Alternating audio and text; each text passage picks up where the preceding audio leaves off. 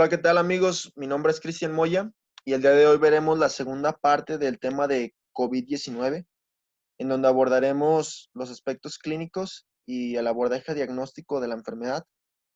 Antes que nada, te invito a ver el primer video que hice de COVID-19, donde abordamos generalidades de la enfermedad, mecanismos fisiopatológicos y algunos aspectos inmunológicos de gran relevancia para el comprendimiento de la enfermedad. Bien, también te invito a suscribirte a este canal para que sigas recibiendo información, videos de contenido médico de diferentes áreas de la medicina. Suscríbete, no lo olvides.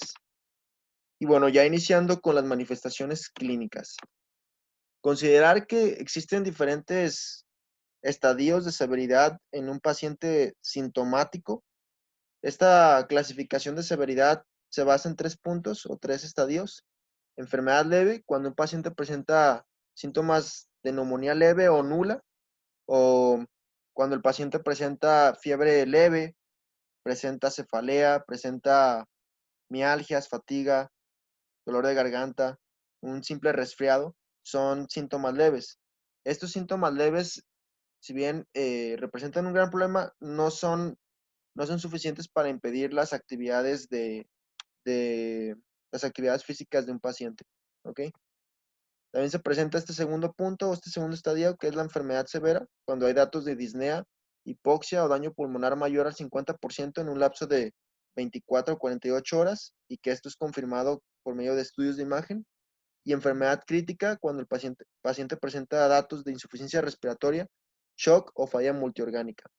Cabe mencionar que estos 3 estadios, el más frecuente, perdón, va a ser el estadio leve o enfermedad leve. Para esto se realizó un estudio en 44.500 pacientes, de acuerdo al Centro Chino para el Control y Prevención de Enfermedades. De estos pacientes, hasta el 81% presentaba datos de enfermedad leve, 14% presentaba enfermedad severa y tan solo el 5% enfermedad crítica. Sin embargo, esto suele ser muy relativo y depende de la población que estemos hablando. En este caso estamos hablando de una población china. Sin embargo, pues va a depender también de los factores de riesgo que tenga la población y de la susceptibilidad inmunológica de los pacientes para desarrollar enfermedades críticas o severas. En el caso de México, estos datos suelen ser un poco diferentes por el hecho de tener factores de riesgo altos, como son la hipertensión, ocupar el primer lugar en obesidad a nivel mundial y la alta prevalencia en diabetes, ¿ok? Otro punto importante van a ser los pacientes asintomáticos. Estos representan un gran problema para la salud pública porque si bien estos pacientes no presentan síntomas durante, durante la infección, durante la infección o enfermedad, si bien pueden infectar a demás personas que tengan factores de riesgo altos, ¿ok? Como pacientes cardiópatas, pacientes obesos, cualquier factor de riesgo que se asocie a un mal pronóstico, estos pacientes asintomáticos pueden infectarlos y conllevarlos a estadios graves, críticos o incluso la muerte. Para esto se realizó un estudio en un grupo de personas de 712 individuos, en donde se vio que hasta el 58% de estos pacientes cursaron con un estadio asintomático, ¿ok? De estos 58%, hasta el 80% de esa población se mantuvo en estadios asintomáticos y solo del 10 al 20% de este 58% posteriormente desarrolló síntomas de COVID-19. Entonces, esto es importante porque si bien tú puedes estar asintomático durante el inicio de la enfermedad, pero eso no te asegura que durante el trayecto y evolución de la enfermedad no desarrolles síntomas. Si se presentan factores de riesgo y te vuelves susceptible en ese lapso, puedes adquirir síntomas de la enfermedad. ¿Cuáles van a ser los factores de riesgo para desarrollar una enfermedad severa? Si bien existen muchos, los más importantes van a ser la edad avanzada y las enfermedades cardiovasculares. De enfermedades cardiovasculares destaca la hipertensión por mucho, también otras comorbilidades como diabetes mellitus, enfermedad pulmonar obstructiva crónica, cáncer, sobre todo malignidades hematológicas, cáncer de pulmón y cáncer metastásico, enfermedad renal crónica, obesidad, muy importante aquí en México, fumar y otros criterios que también evalúa la CDC son estados de inmunosupresión y hepatopatías. ¿Ok? Ahora bien, ¿cuál va a ser la presentación clínica de un paciente con COVID-19? En esta imagen se presentan tanto los signos y síntomas que presenta un paciente con COVID-19.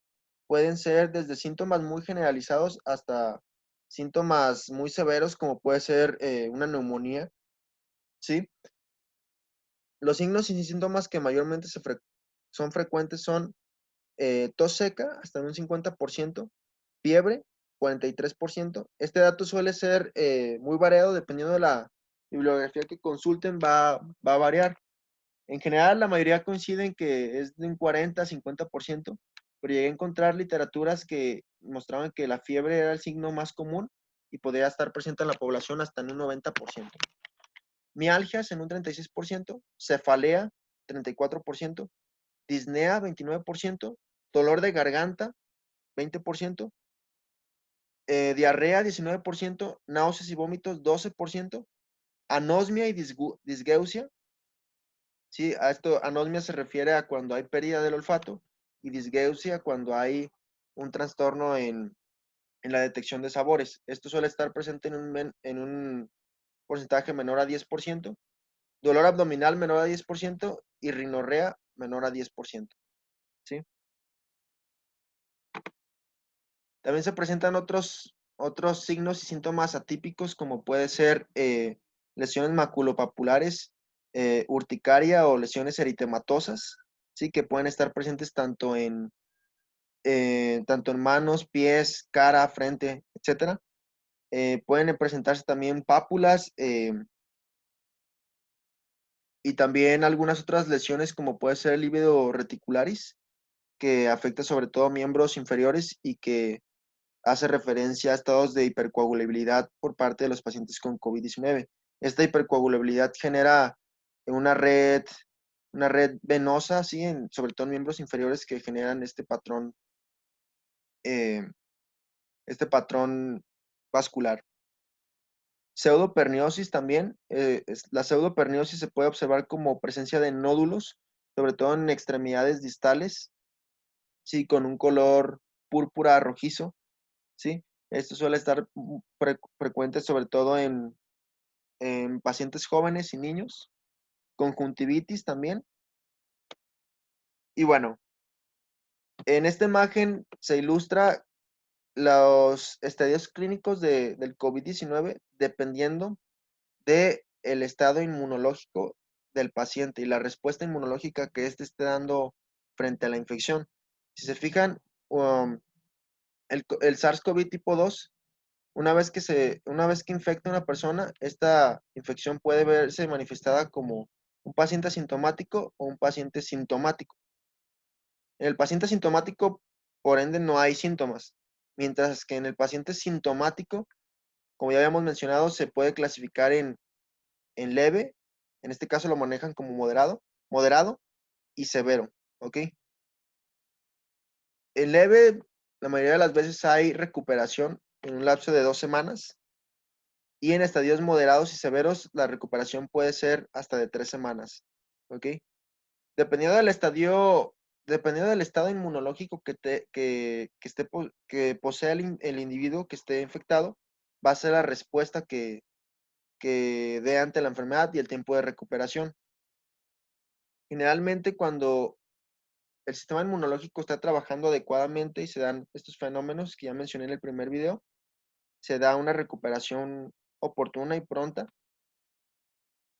una recuperación rápida, perdón, y cuando el sistema inmune se encuentra defectuoso y se presentan estados de hiperinflamación, una tormenta de citocinas, estados de hipercoagulabilidad, un síndrome de distrés respiratorio agudo, todas estas cuestiones que afectan de alguna forma tanto al pulmón como a nivel sistémico pueden tener un mal pronóstico e incluso llevar a la muerte o dejar secuelas o efectos irreversibles, como es el caso de la fibrosis pulmonar.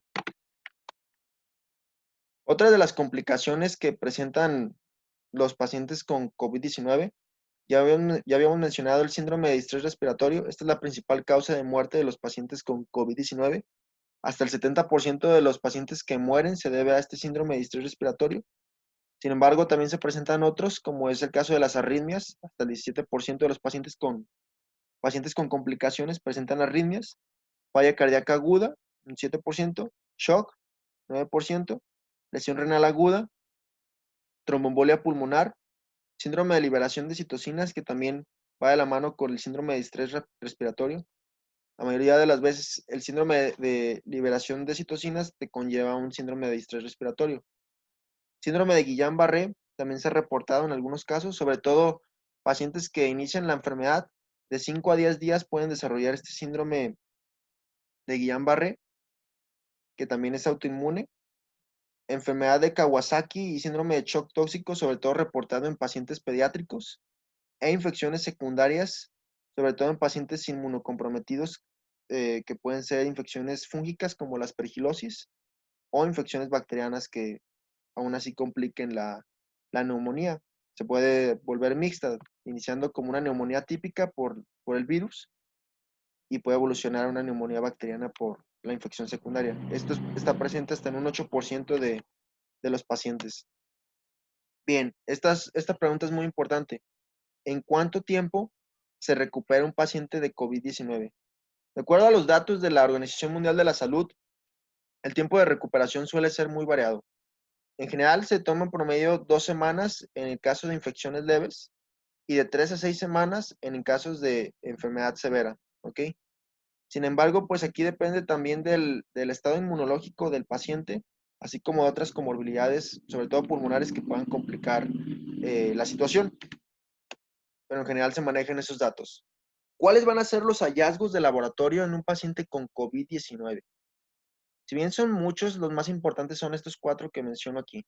Linfopenia, que es un factor pronóstico de la enfermedad. Elevación de enzimas hepáticas como las aminotransferasas, ¿sí?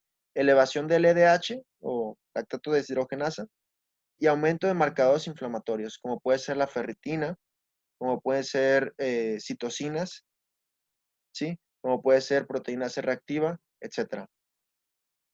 Sin lugar a dudas, los que más asocian a mortalidad y a un mal pronóstico van a ser la linfopenia severa y la elevación de dímero D, que va asociado a trastornos de hipercoagulabilidad.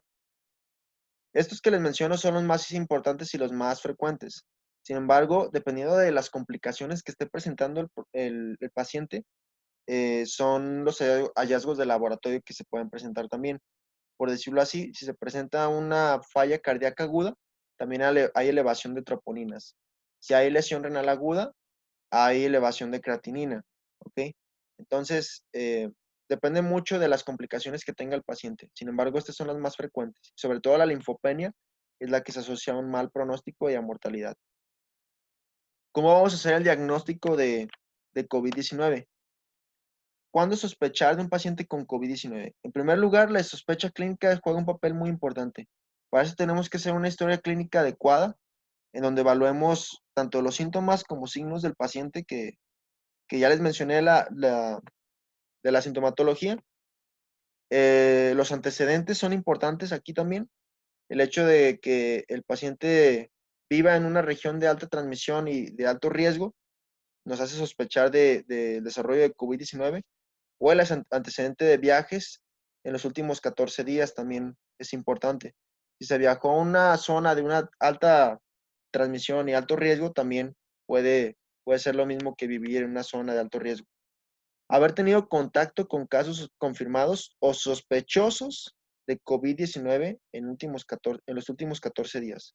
Contacto cercano. ¿A qué se refiere contacto cercano? Contacto cercano se refiere a mantenerse junto a una persona en un lapso menor, en una distancia menor a 2 metros, ¿sí? Y haber convivido con esa persona por al menos varios minutos de contacto, ¿ok?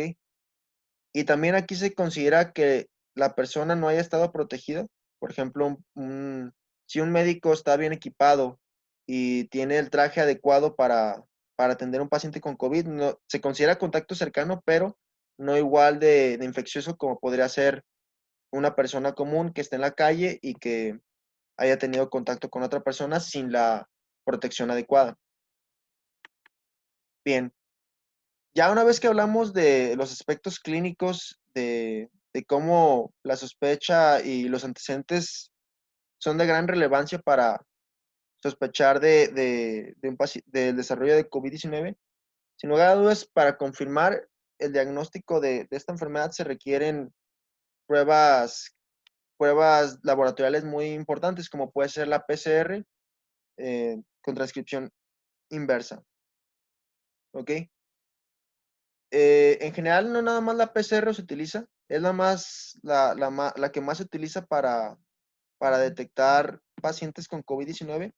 Cualquier prueba bueno, no cualquier prueba, pero sí pruebas que generalmente impliquen amplificación de ácidos nucleicos, ¿sí? Como puede ser CRISPR-Cas, amplificación isotérmica, etcétera. También pueden ser importantes para la evaluación de pacientes con COVID-19. Sin embargo, la PCR pues es la más usada y la que muestra una mayor sensibilidad. ¿Cómo se realiza esta prueba? Bien, para esto tenemos que tomar una muestra del paciente.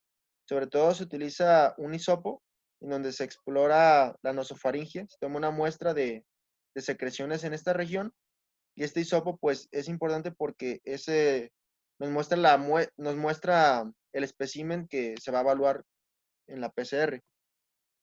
La toma de la muestra puede ser, como ya mencioné, en la nasofaringe, que suele ser el sitio más común. También se puede hacer de ambas narinas, de una muestra nasal de ambas narinas anteriores, un lavado nasal o nasofaringio, o una muestra de orofaringe en una muestra de orofaringe, ¿ok? Ya una vez que tenemos nuestra muestra, esta muestra va a ser procesada y se va a liberar el contenido genético de este virus, que es el RNA. Este RNA, lo que va a pasar aquí es que se tiene que convertir a DNA para que se pueda amplificar.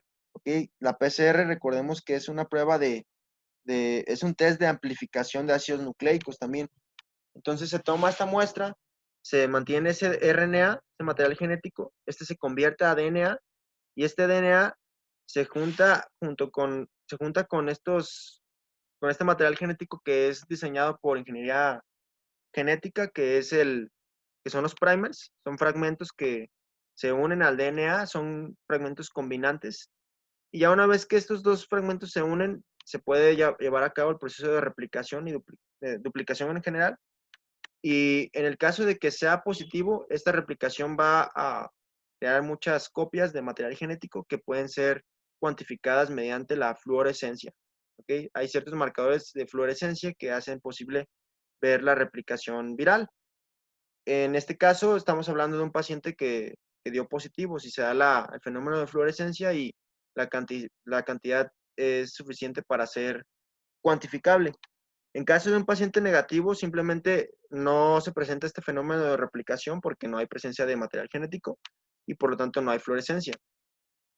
Algo que se me olvidó mencionarles aquí de los tipos de muestra va a ser que sobre todo las muestras del tracto respiratorio superior, como puede ser la muestra de nasofaringe o la muestra nasal de ambas narinas anteriores, suelen ser las más importantes y las que muestran una mayor sensibilidad, ¿sí? Las muestras de orofaringe no son muy sensibles por el hecho de que el hisopo se puede contaminar con saliva. La saliva puede dar falsos negativos y pues hacer creer que el paciente no está enfermo. Por eso se prefiere que las muestras sean de nasofaringe o en general, de tracto respiratorio superior. ¿Ok? ¿A quién se le realiza la prueba de detección? Esto es muy importante. Eh, Sin lugar a dudas, si un paciente se presenta sintomático, lo ideal es que a todo paciente sintomático se le realice una prueba de detección, como es el caso de PCR. Sin embargo, esto no es posible en todos los casos, dado la alta incidencia de esta nueva enfermedad. Es por eso que se priorizan cierto grupo de personas para evaluar, para realizar este tipo de pruebas de detección. sobre todo pacientes hospitalizados que presenten signos y síntomas de alguna enfermedad pulmonar de tracto respiratorio inferior, se considera como pacientes prioritarios, ¿sí? También se les suman aquí al personal de la salud que esté trabajando en contacto con pacientes con COVID-19. También se considera que se tiene que priorizar este grupo, esta población, por el hecho de su gran importancia en el control de estas enfermedades y por el alto contacto que tienen con pacientes con COVID. Pacientes con comorbilidades y con factores de riesgo altos, como puede ser pacientes hipertensos, ¿sí? O en general cualquier factor de riesgo alto, si se presenta en un paciente, es un factor para considerar realizar la prueba de detección. Y otro importante va a ser cuando un paciente sintomático reside en zonas conglomeradas, como puede ser el caso de asilos o algún paciente que habite en una prisión, en un grupo de ayuda, por ejemplo. Siempre y cuando haya conglomeración, se prefiere hacer la prueba en este tipo de pacientes para así prevenir para así prevenir mayor transmisión en este grupo de personas. En pacientes asintomáticos también se les debe de realizar la prueba, siempre y cuando estos también convivan con muchas personas en una región conglomerada, que haya la presencia de otros pacientes con COVID-19 o que existe también el antecedente de vivir en una región de alta transmisión, como puede ser la Ciudad de México o el Estado de México. Son zonas de alta transmisión y si bien si se presenta un paciente sintomático y dice que vivió en esta zona, pues se prefiere hacer la prueba para prevenir la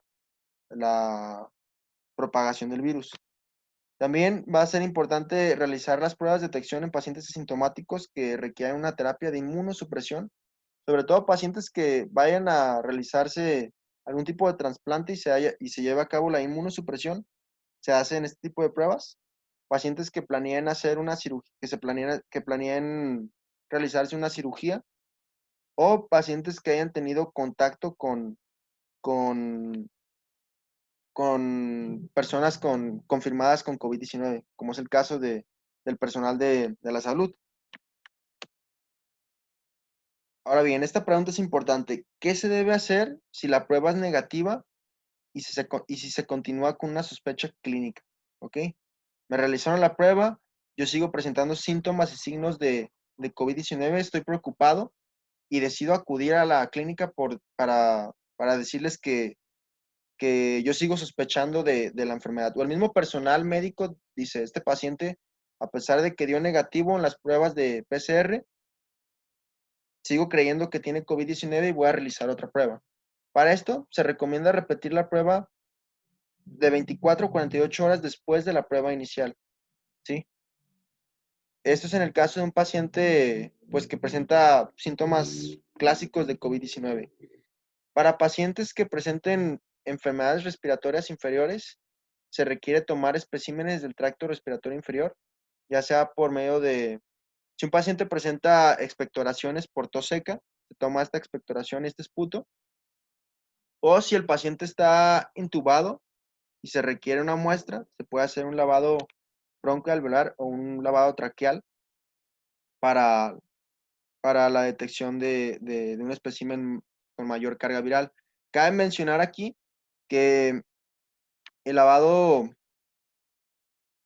el lavado alveolar, bronquialveolar, perdón, suele ser el que más presenta sensibilidad, dado que en el tracto respiratorio inferior se presentan mayor cargas virales. Entonces, si uno tiene la duda también, se puede tomar un lavado broncoalveolar y dentro de este lavado broncoalveolar se va a presentar una mayor carga viral y va a ser más confiable, por decirlo así, va a mostrar una mayor sensibilidad. En pacientes que se presentan con más de 2 semanas de enfermedad y aún así sigue saliendo negativo la prueba, se deciden hacer pruebas serológicas para la detección de anticuerpos, inmunoglobulinas, en un índice de IgM-IgG o la detección misma de la IgG por sí sola. Otro punto importante aquí que ya toqué anteriormente va a ser la serología. La serología, ¿sí? y se refiere a la detección de anticuerpos, va a ser importante para identificar pacientes con infecciones previas de COVID o infecciones latentes o presentes en la actualidad, ¿sí? Estos anticuerpos se suelen presentar, la presentación de estos anticuerpos suele ser variada, puede presentarse de días a semanas.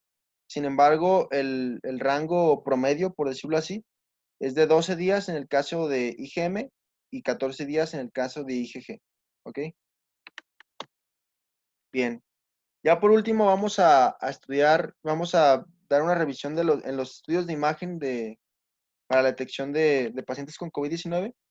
Vamos a tener ciertos hallazgos radiográficos que van a ser característicos de COVID-19 y que son importantes. Lo más común es que un paciente con COVID-19 presente signos radiográficos de neumonías atípicas. Una neumonía típica generalmente se presenta con infiltrados bilaterales, ¿sí?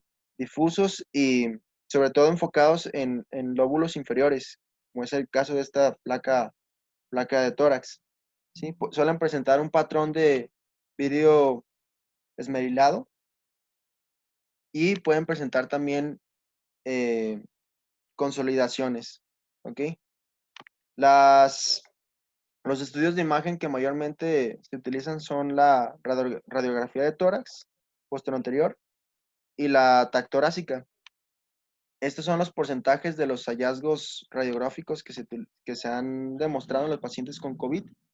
Como ya mencioné, las opacidades en vidrio de esmerilado son las más frecuentes, hasta un 83% de estos pacientes eh, presentan este patrón.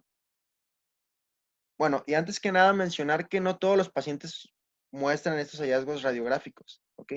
Hay pacientes que presentan una enfermedad leve y no presentan ningún cambio radiográfico o el cambio es muy mínimo, ¿ok? Esto ya es hablando de un paciente con cierta severidad suficiente para presentar un daño pulmonar, ¿ok? Ya como ya había mencionado, las opacidades en vidrio esmerilado se presentan hasta en el 83% de estos pacientes. Opacidades en vidrio esmerilado con consolidaciones mixtas hasta en un 58%. Engrosamiento pleural adyacente hasta en el 52%. Engrosamiento septal interlobal 48%. Y broncograma aéreo en un 46%. ¿Sí? En esta imagen, si bien no se observan las consolidaciones, en la TAC torácica sí se observa. En este corte coronal se observa sobre todo en esta parte, en el lóbulo derecho inferior, la presencia de consolidaciones. Esto es una consolidación. ¿Ok? Esta es otra imagen de un paciente y cómo fue progresando en la enfermedad. Si se fijan, este paciente inició con daños difusos sobre todo en lóbulos inferiores. Aquí se observa en el lóbulo derecho la presencia de opacidades en vidrio de esmerilado y presencia de consolidaciones. Y estas consolidaciones fueron avanzando conforme a los días. En el día 4 no solamente se presentó en el lóbulo inferior, sino que también en la zona periliar y periférica, sobre todo derecha, se presentó esta consolidación, ¿ok? Y el daño ya fue muy difuso. Si observan cómo está el parénquima dañado. En el día 7, este paciente, si bien mejoró de su consolidación en el lado derecho, el daño siguió siendo difuso, presentando una pequeña mejoría. Y ya por último, se muestra esta TAC axial de un paciente con COVID-19 y de un paciente con SARS del 2003. Si se fijan, estas dos enfermedades parten de virus con alta similitud. ¿Ok? Ambos son coronavirus, el SARS y el COVID-19. Si se fijan, la presencia de consolidaciones suele ser muy parecida en ambos. Se presentan las consolidaciones, la presencia de vidrio de esmerilado. Entonces, suele ser muy similar en ambas, ¿va? Y bueno, por mi parte ha sido todo. Espero que esta presentación les haya sido de utilidad. No olviden suscribirse al canal. En los próximos días hablaré del tratamiento. Si bien ya llevo una parte de esta exposición, no la he terminado, pero pronto lo haré y hablaré de algunos avances en cuestión terapéutica. Muchas gracias por su atención y hasta luego.